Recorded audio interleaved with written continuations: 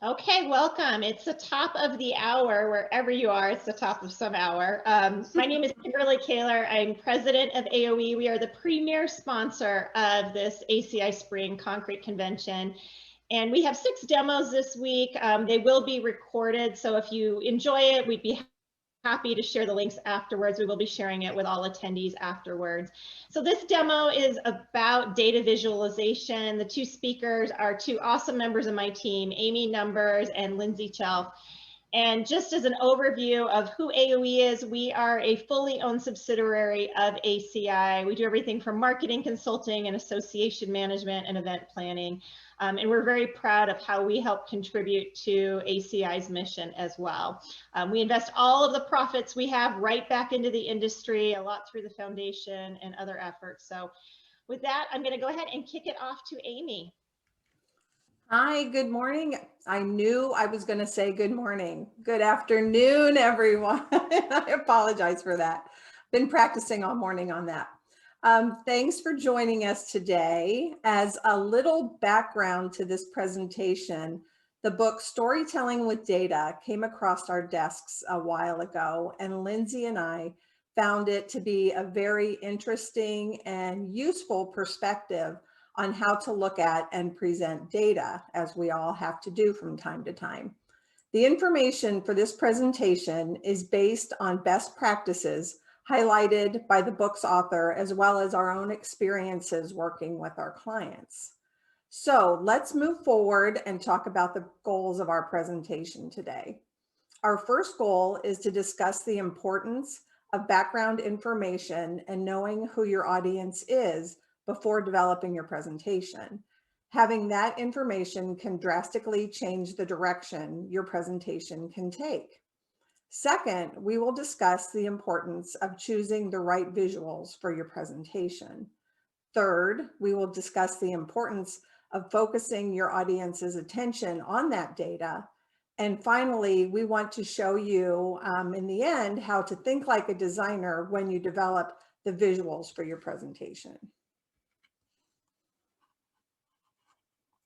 While actually pausing before you start developing your slides will feel like it's slowing you down a bit because we all want to jump in and start working on our slides, but it can actually help you develop a solid understanding of what you want to do before creating your content, which actually in the end will save you time down the road.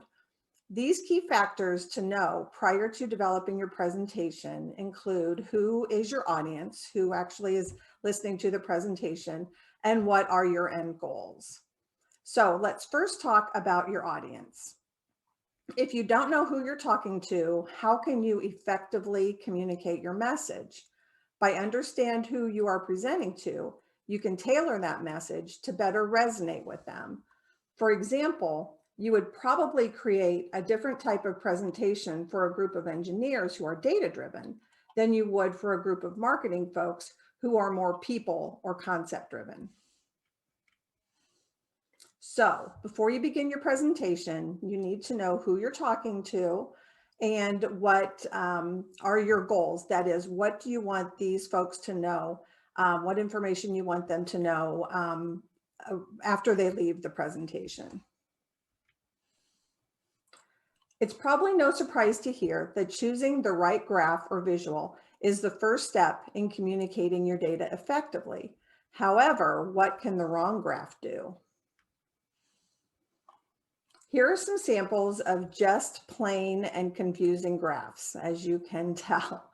I don't know about you, but looking at these just give me a headache, and there's no way that a member of your audience can understand what information you are trying to convey.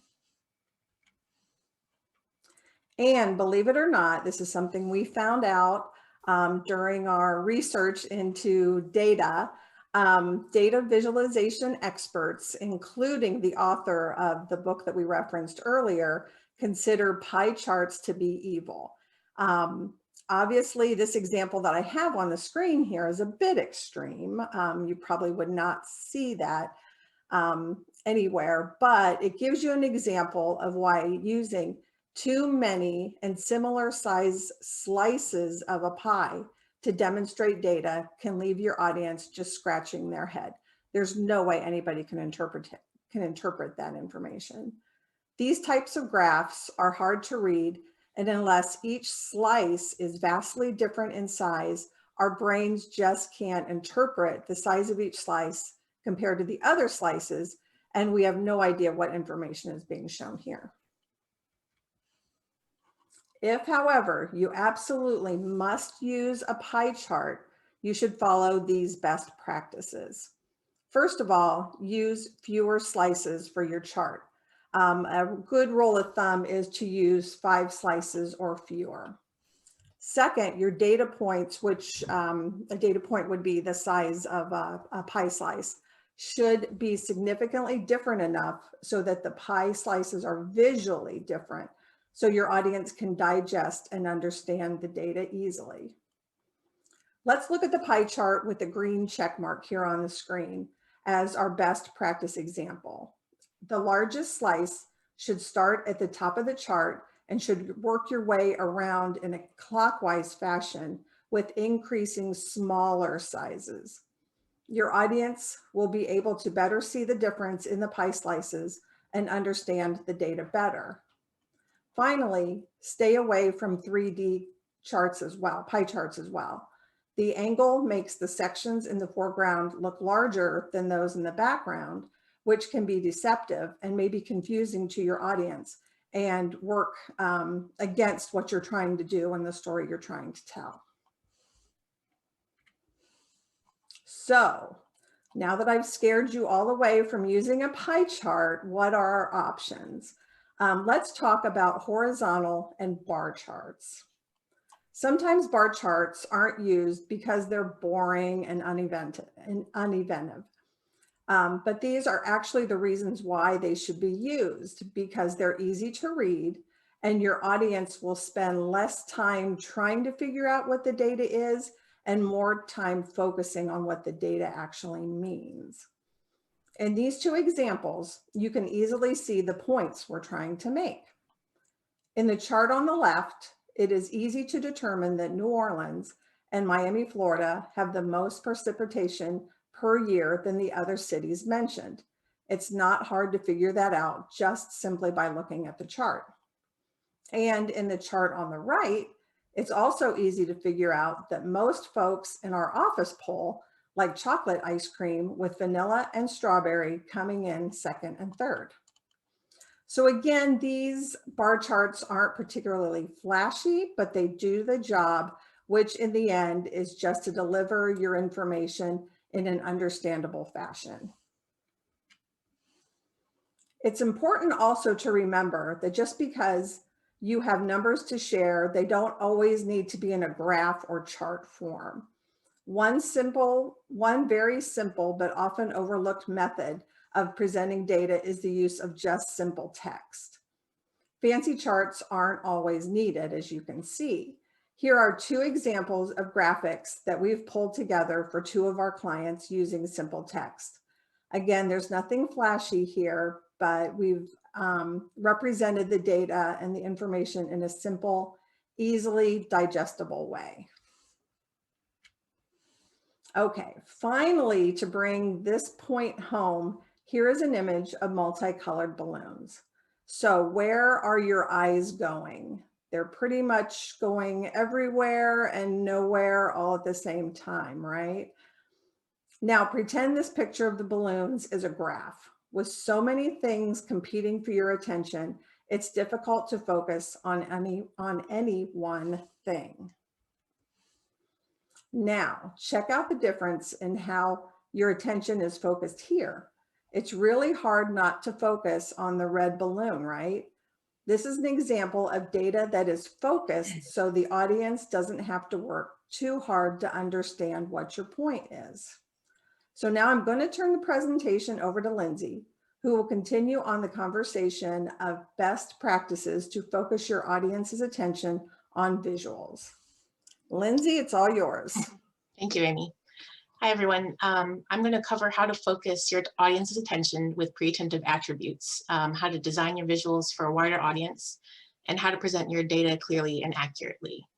When I say pre-attentive attributes, that's just the fancy term for visual cues or properties that our brains notice and process in the fraction of a second before we're even aware of it.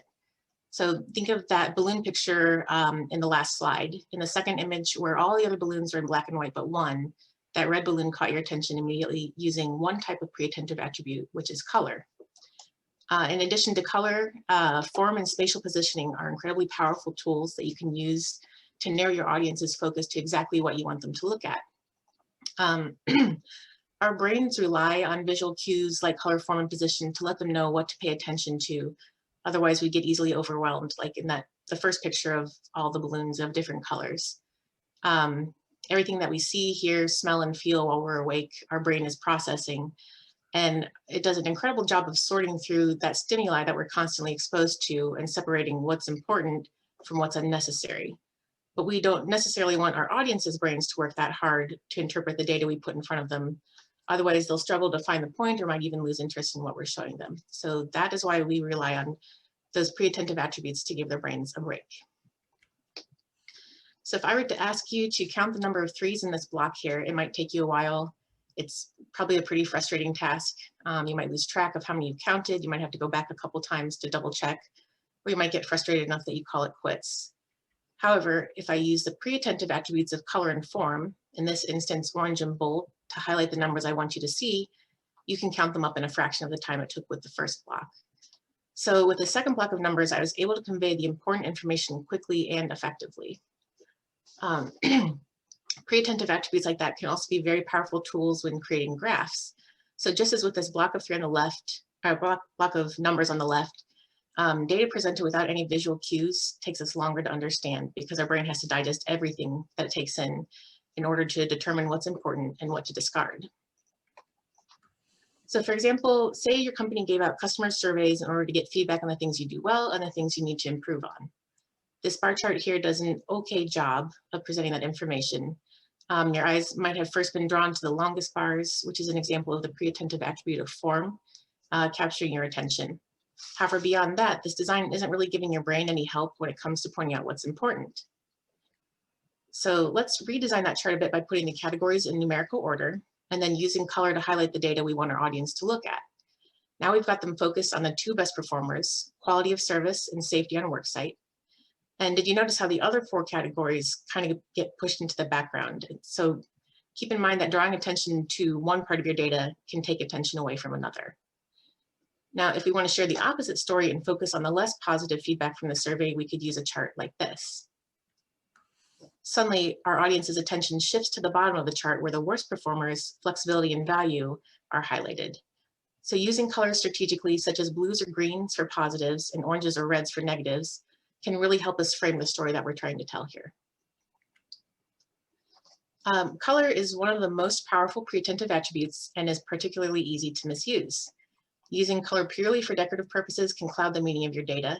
And since the ultimate goal of data visualization is to communicate your information clearly, accurately, and efficiently, using too many colors, like in this chart here, makes it very hard for your audience to focus. Now, taking a single color of varying saturation makes it much easier for our brains to pick out the important data.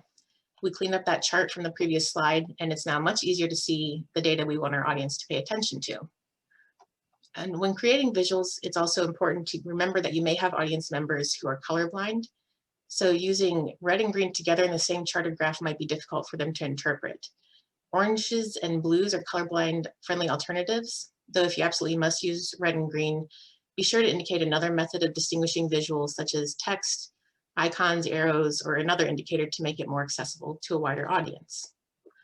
For company presentations or reports, you might be tied to your brand colors. And if that's the case, it's best to pick one or two and then use them as visual cues to draw audience attention and keep the rest of the colors muted. And remember also that color conveys emotion and tone, both positive and negative. So for example, those customer feedback charts, you likely made the subconscious connection that red was meant to indicate poor performance, and likewise green was a positive ranking. I won't dive into color psychology today, but it's worth understanding how certain colors will make your audience feel when they see your data. Form is another type of pre-attentive attribute that helps our brains process information. One type of form is size. Generally, the larger the element in your chart or graph, the more important your audience will assume it is. Likewise, the smaller it is, the less they'll pay attention to it. And if things are equally important, they should be equal in size.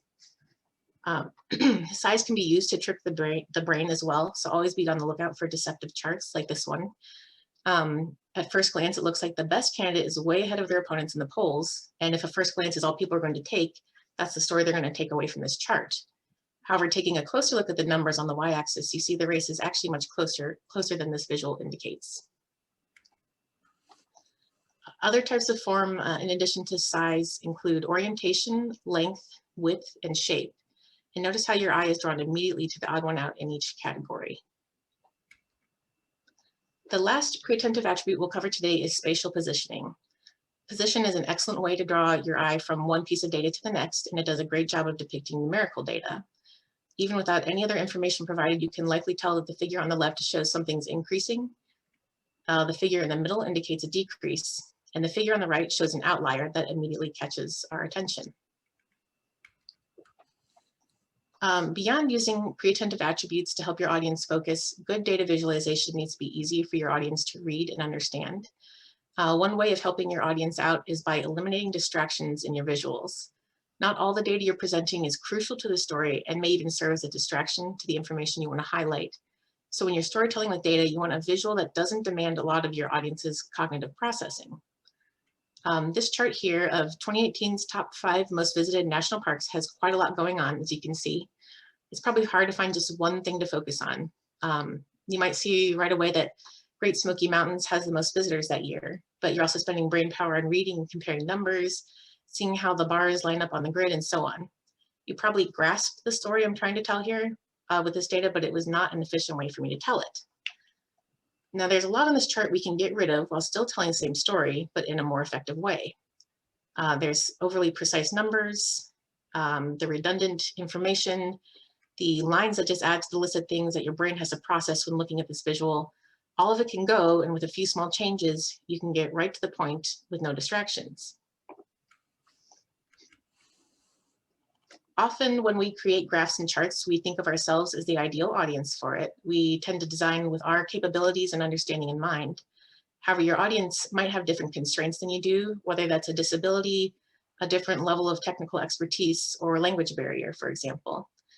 If you want your data to be accessible to the widest possible audience in the clearest possible way, you should keep your language, layout, and visuals simple. Text can be extremely helpful in communicating your data to a wider audience. You can use it to label, explain, and highlight important data.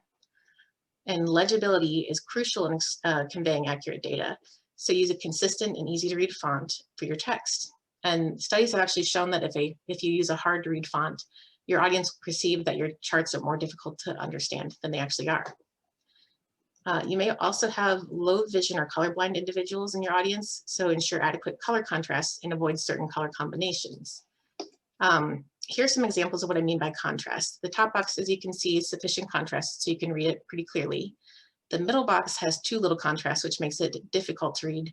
And the bottom box has too much contrast, which is visually jarring. There are actually websites and tools online that can help you determine if your text and background have a sufficient enough contrast in order to be read by audience members who have low vision or are colorblind. So to recap this section, data visualization should communicate information or tell your story clearly, accurately, and efficiently. Strategic and sparing use of pre-attentive attributes such as color, form, and position, plus keeping accessibility and your audience's capabilities in mind will help you achieve this. Now I'm going to hand it back to Amy for some final thoughts. Hi, thanks, Lindsay. Here are some keys to success when building your next presentation. First, if you have any doubt about whether your presentation tells the intended story, make sure to get feedback. Practice your presentation with folks, as we do in our group all the time, from your office, and ask them what their takeaway is. Make sure that their understanding of the message is what you're trying to communicate as well. Also, as we mentioned earlier, you don't need fancy graphs to communicate your message. Simple is better. And finally, make sure you're focusing, as Lindsay mentioned in her last slides, your audience's attention on the message. Clutter in your visuals is your enemy and can work against you when trying to convey your message. So that is our very short presentation today. We're hoping, or we're thanking you for joining us. We hope that this information has given you some ideas and things to consider the next time you need to communicate data. If you have any questions, we're happy to take them. Thank you both, Amy and Lindsay. Amy, if you want to go to the next slide, we should have our handles there. Just want to, if you want to go back actually a slide. This is the awesome book that this presentation is based on. It's something that we all learned a lot from in terms of our presentations. It's helped us a lot communicating on behalf of our clients. If you have any questions and want to type them in the chat function, you're welcome to do that, or feel free to also unmute yourself and come on camera. While you're doing that, I'll do a little plug on some of the demos we're doing the next couple of days. I know these are a little different. They're business topics instead of more technical ones. Tomorrow, I'm going to be talking about crisis communications in this pandemic and then post-pandemic world, as well as strategic planning, especially as it relates maybe for your organization or from a chapter position, how to do it in a virtual world as well. On Tuesday, we're going to be talking about keys to designing that e-blast or that newsletter, as well as podcasts. If that's something that interests you and maybe starting, we'll talk about the top 10 tips related to that. And then on Wednesday, we're going to talk about the top 7 tips related to social media. So with that, enjoy convention. Unless anybody has any questions, feel free to send them our way. And Kimberly, I think you told everybody that we have recorded this and it will be available. Correct. Yeah. So if this is something you'd like to share with anyone, especially the resources, I'm going to be sending a note to all convention attendees afterwards, but you can also visit AO Team webinars. Is that correct, Amy? Yes. Yeah, AO Team webinars, and we have a lot of webinars on there, and these will be housed there in about a week or so. Okay, do we have any questions?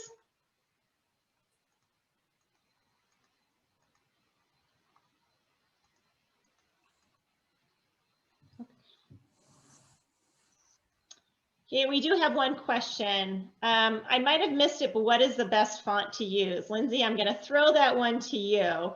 My guess is you're going to say it depends, but maybe you're going to stump me and say there is the best one. A sans serif font, so like what we have on the screen here, is the best for a screen. So if people are looking at it on their mobile device or computer, probably like the basics like Arial, Calibri, Verdana, Tahoma, those are good standards. They're not exciting, but they make it easy to read. And then for print, I think a serif font like Times Roman. I mean, if you stick with the very basic, like the default that you find in Microsoft Word, that's a safe bet.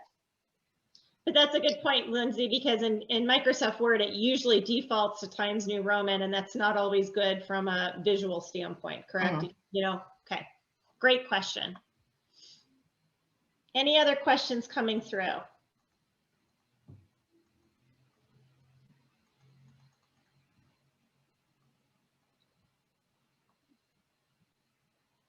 Okay, fantastic. Well, if any do pop up, feel free to email us info@aoeteam.com or catch us in one of these other demos. Oh, here's another one. What about using red to emphasize a point? Lindsay, you want to tackle that one as well? Sure. I think that'd be fine as long as you might want to use another, if it's like text, for example, if you're using red to highlight a word, you might make it bold or italicized as well, just in case the person viewing it is colorblind, it might not catch their attention as much. But if you do need to use red or green or other colors that are difficult for colorblind people to see, just try to use like another indicator, maybe like I said, a bold, italics, underline, a little arrow pointing to it, just another little cue for them to draw their attention to it. And that's a good point, Lindsay. And that's something that I learned from this presentation is just because we can see it in red or green, you never know who's looking at it, whether or not they're able to see it. So that's great. Another question in, any recommendations when using icons or drawings? Either one of you want to tackle those? And actually, before you do, I will mention one thing. One of the things we talk a lot about with my team as well as with our clients is being really careful about just grabbing anything from the internet. They may seem obvious to say, but we've seen a lot of people get in trouble just grabbing something that seems like it's in fair play out in the internet and putting it in a presentation, being really careful with copyright. So any recommendations when using icons or drawings? I would just say that make sure that it's, again, not overly fancy or complicated, that it's easy for someone to look at right away and understand what it is. You may understand it because you're the one that searched for it and found it, but you need to make sure that it does make sense and it's simple enough for everyone to understand. And also culturally appropriate too. Right. You know, so a lot of times we see things that are intended to be funny, and you just never know who's going to be looking at it. Lindsay, anything you want to add about the graphics? Like I mentioned, text is a great tool to use to explain things. You can label a drawing or a graphic that might be unclear to some people. Just remember to design with people in mind that may not have the level of technical knowledge that you do or knowledge about that particular topic. So text is a great way to give them a little bit of a hint there. That's a good point. And then our next question, can you overuse animations? I think everyone on the line can probably say, yes, we've all been on that presentation where they were overused. But Amy and Lindsay, anything you want to chime in about that? No, except the answer is yes, you can. Yeah, John, I hope that answered your question.